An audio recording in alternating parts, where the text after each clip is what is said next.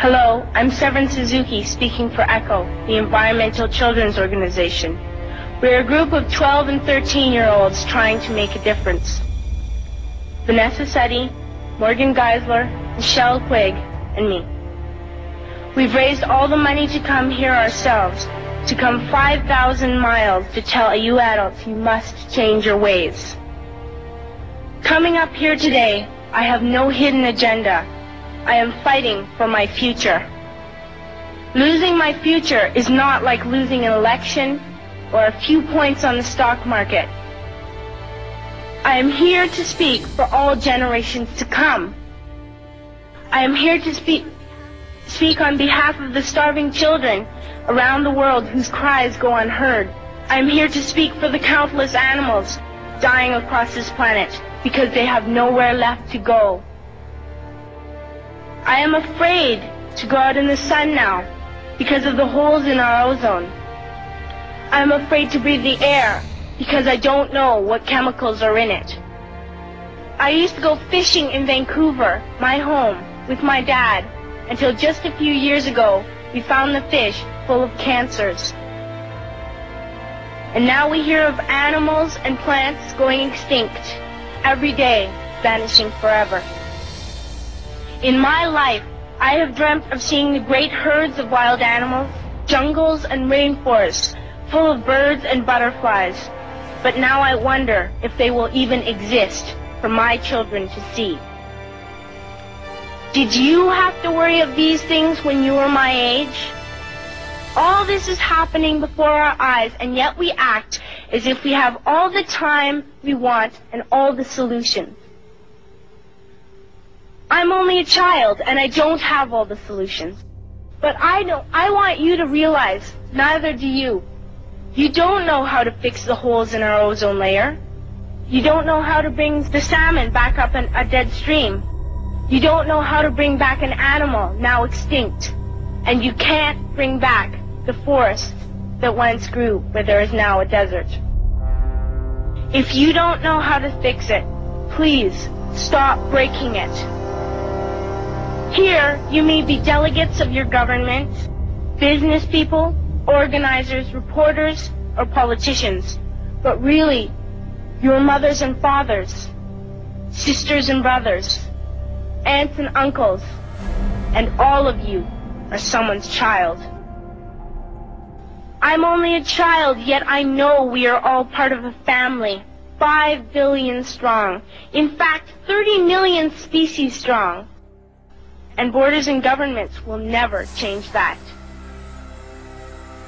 I'm only a child, yet I know we are all in this together and should act as one single world towards one single goal. In my anger, I am not blind, and in my fear, I am not afraid of telling the world how I feel. In my country, we make so much waste. We buy and throw away, and yet northern countries will not share with the needy. Even when we have more than enough, we are afraid to share. We are afraid to let go of some of our wealth. In Canada, we live the privileged life, with plenty of food, water, and shelter. We have watches, bicycles, computers, and television sets. The list could go on for 2 days. 2 days ago, here in Brazil, we were shocked when we spent time with some children living on the streets.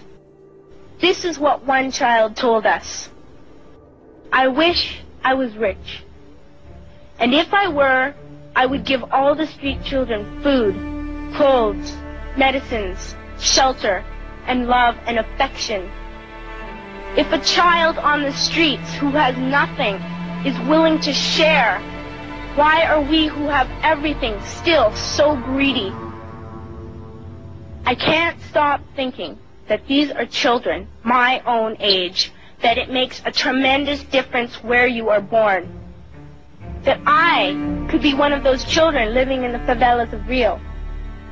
I could be a child starving in Somalia, or a victim of war in the Middle East, or a beggar in India. I am only a child, yet I know if all the money spent on war was spent on finding environmental answers, ending poverty, and finding treaties what a wonderful place this earth would be. At school, even in kindergarten, you teach us how to behave in the world.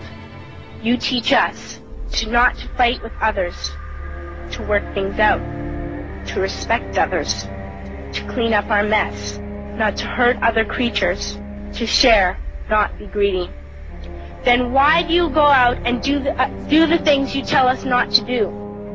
Do not forget why you are attending these conferences, who you're doing this for.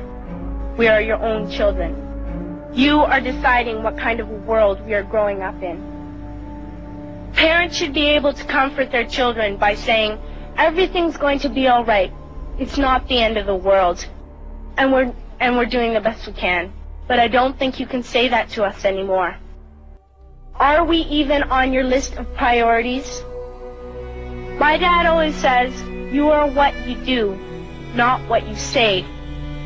Well, what you do makes me cry at night. You grown-ups say you love us, but I challenge you, please, make your actions reflect your words. Thank you.